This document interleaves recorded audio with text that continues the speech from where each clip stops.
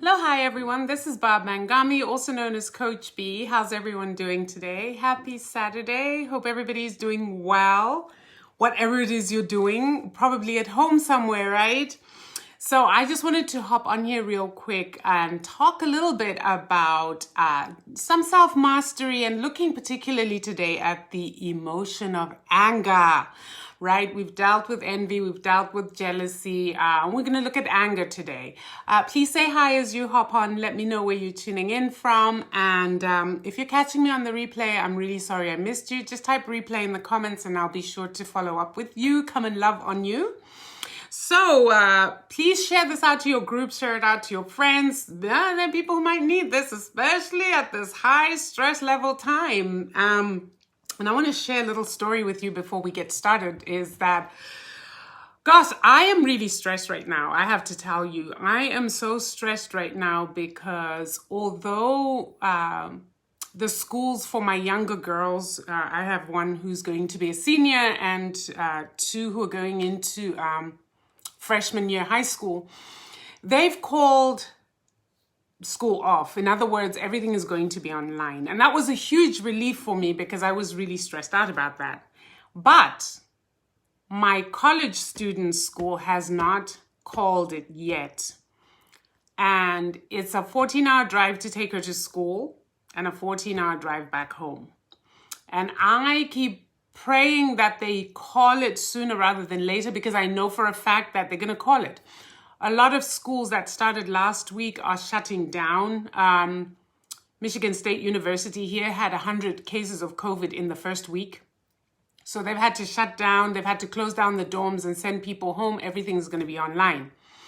So I have a feeling that they're going to call it, but they're going to call it after we've taken her, come back home, and then we'll have to go out again. And then when she comes home, she's going to have to quarantine because we have two elderlies in the house.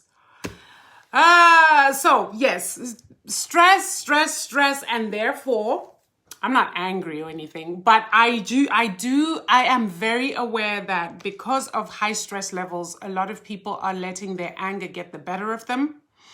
And so I just wanted to share some tips on how you can deal with your anger in a constructive manner instead of being destructive. I also want to put a caveat here, which is that if you are somebody whose anger is causing them to hurt other people or to damage property, you need help. You need professional help. So the anger I'm going to deal with is not that type of anger. The anger I'm going to deal with is an anger that you on your own are able to manage. Some people's anger and rage is such that they just cannot, and they need professional help, anger management classes, whatever, right? So here's the thing. What can you do when you get angry? Say somebody really angers you. I think one of the worst things you can do is to act before you give yourself a timeout. And a timeout does not necessarily mean you take 5 hours somewhere. You might need that. But I'm talking about taking a few deep breaths before you open your mouth to respond. It's amazing what those few seconds, minutes can do in terms of maybe shifting your perspective or allowing you to calm down enough so that you can choose your words rather than just vomit. Because what tends to happen when we get angry is whatever impulse we feel, whatever words come up, it just gets spilt onto the person who's the cause of our anger. And oftentimes it's words that you will later on regret. And the thing about words is once you say them, you cannot take them back. So this is what self-mastery is about, is being emotionally intelligent and being mature enough to breathe a couple of times before you spew out your venom, right? So that's one thing. Think before you speak. Another thing is when you're calm, there are ways in which you can express your anger in a manner that is constructive and not destructive. Remember, if you are angry or upset about something, the ultimate for you is you want to be heard and you want to be understood. Therefore, the onus is on you to ensure that you're communicating in a way that the other person can hear you and understand you.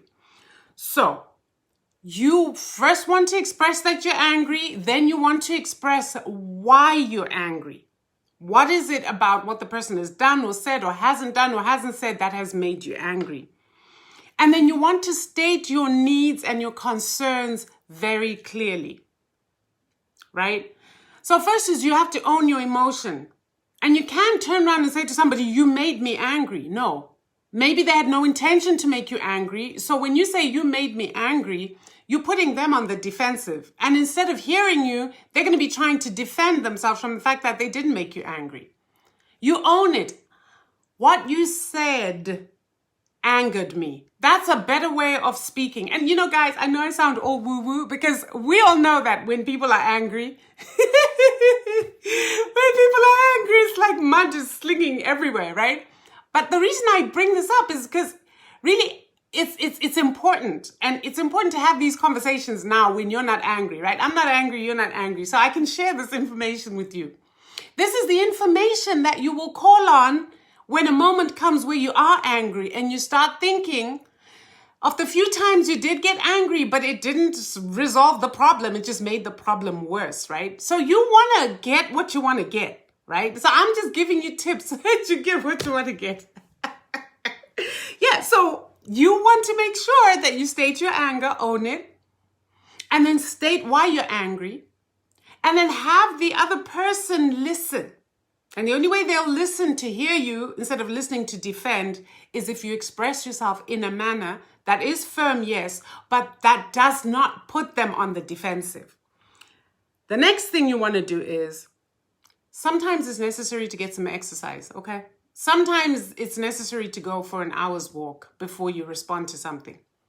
Go out there, feel your anger, vent, call all the names you like in the book to this person while you're out there.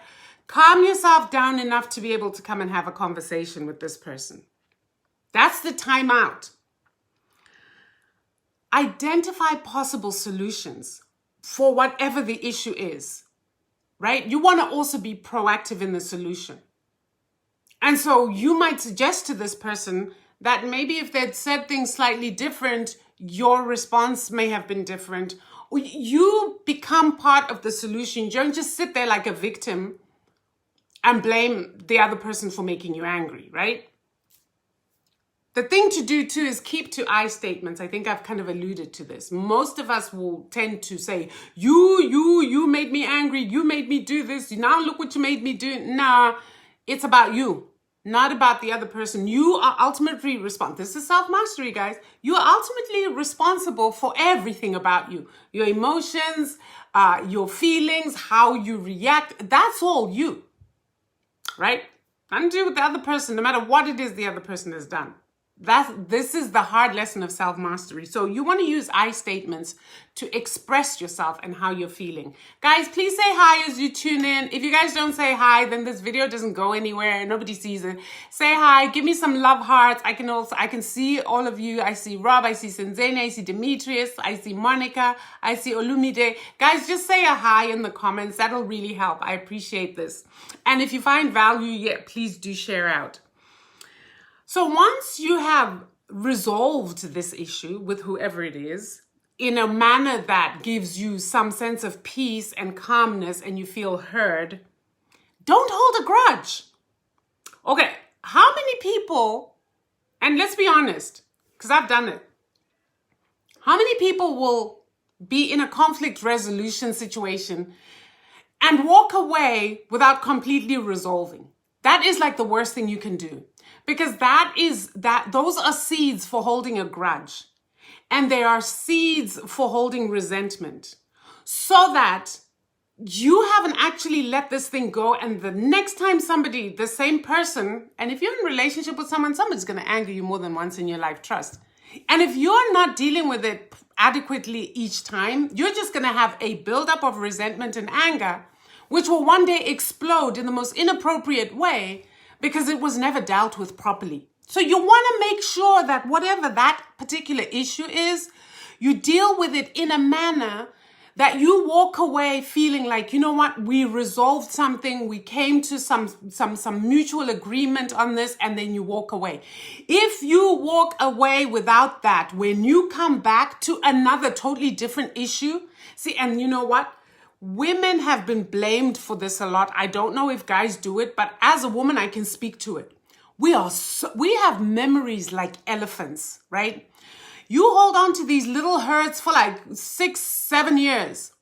Then come the one time something happens and it's the straw that breaks the camel's back.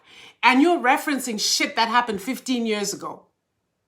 And the guy is sitting there going, what? When did I say that? And you're like, yeah, 15 years ago is what you said. And then the guy's like, 15 years ago? But I thought we were dealing with this here now. And it's like, we're not dealing with this here now. We're dealing with the 15 centuries old pain and anger that you caused me. Okay?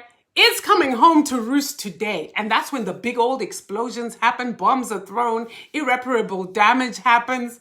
Because you never resolved those things as they happened. Or you pretended they were resolved. Because that's the other thing that, self-mastery is about making sure you're right with you. So if you're walking away from something and you don't feel good, you're not right with you. Get right with you so that you don't feel the resentment and so that you are in control of what's going on inside of you and therefore around you, right? This is something that I think is so important, especially for my sisters out there. Because I've done it a lot. And I will tell you, one of the reasons it seems for me anyway, that it's so much easier sometimes to just let it go, is if you're in a conversation with somebody you feel is not hearing you, and you start to feel like this is futile. You start to feel like, you know what, this will never get resolved. Let me just let it go. Or you get a half-assed apology like, well, I'm sorry you feel that way, but, it's not like I meant to hurt you or anything. And you accept that half-assed apology at face value, but deep down you're still hurting because that wasn't a genuine apology. And so you hold on to that. Then another thing comes and you hold on to that. And another thing comes and you hold on to it. And then 15 years down the line, something happens. That may not even be that big. But dude, a balloon can only hold so much before it bursts. And so boom, there you have the explosion. So all this to say, please make sure that when you are resolving this, you come away feeling good about the resolution. Another thing is practice relaxation and stop having conversations in your head over issues that you can have conversation with somebody. And this brings back the issue of the resentment and holding on to stuff. Because you start having conversations with yourself, saying the things to yourself, to this person in your head, things you should have put out there at the time that you had. And if you walk away and you're still not feeling good, come back a day later and say, we need to reconvene the Truth and Reconciliation Commission because you know what? I'm still feeling some type of way. Can we do this? Can you help me out? But iron it out so that you're not holding residual anger as you walk away. And here is why this is important. And I want us to deal with this. It's important because anger is a stressor. Anger causes hormonal imbalances. Anger that is unresolved can make you sick. Any emotion that you repress, any emotion that you do not deal with will make you sick. Been here, done that. I know this for fact. Years of holding on to anger and hurt and resentment can make you sick. Because what you don't realize is with anger is a release of adrenaline, a release of cortisol, a release of all of these stress hormones. That if the anger is not resolved, these stress hormones do not come down adequately, they stay up. And they can cause you serious damage because then you're not in balance. Does that make sense? If it makes sense, give me some thumbs up. Thank you, Dee. I love that. It's Davy B who's here. Thank you, guys. So you got to resolve these things for your own, not just mental health, because then you start talking to yourself and having conversations. And if you're not careful, you're going to start talking out loud by yourself, and people are going to be looking at you like, see, get the men in white coats, please. Somebody lost it. Meanwhile, no, you're just so damn frustrated, angry, resentful. It's got to come out somehow, right? But it also affects your physical body. It can wear you out. Being in chronically stressful situations and holding on to grudges, resentment, anger is one of those stressful situations that can totally harm you. When your hormones get out of whack, your body suffers for it, right? Inflammation, because some of these hormones are stress hormones. They're released when you're trying to run away from a lion. They're released when you're trying to fight. But if you're in fight mode the whole time because you've got all this anger bubbling inside you, it's going to wear your system down. So think about that in terms of your health and wellness and how you master your life. Deal with these things as they happen so that they don't accumulate in your body, because they do stay there and they'll make you sick. So, all this to say, guys, I hope that I have shared something that is of use to you. Please share it out with your friends.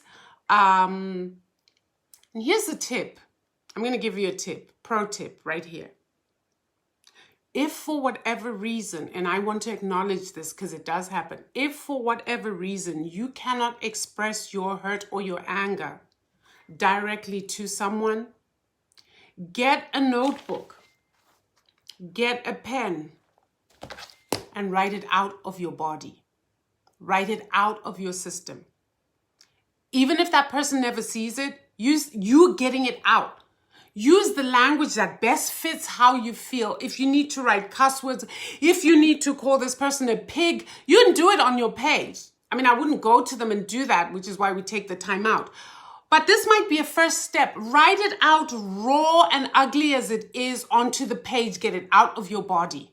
Breathe. Then, if possible, you can approach the person and start talking to them. If that person is not there, at least you've gotten this outside of your body. You've taken it out and put it on paper. So, I hope these tips have helped you guys. Please let me know if they do. I would also love to know what else you guys would love for me to talk about. I really want to connect with you guys on a more authentic level. So let me know what things you would be interested in hearing on. I'm kind of trained to coach, so I can pretty much coach you or anyone else on anything. It just goes with the territory. But I got to know what you guys want to hear. I've got to know what you find valuable. So that I'm not giving you what I think is good for you, but you literally telling me what you would like from me, which works so much better.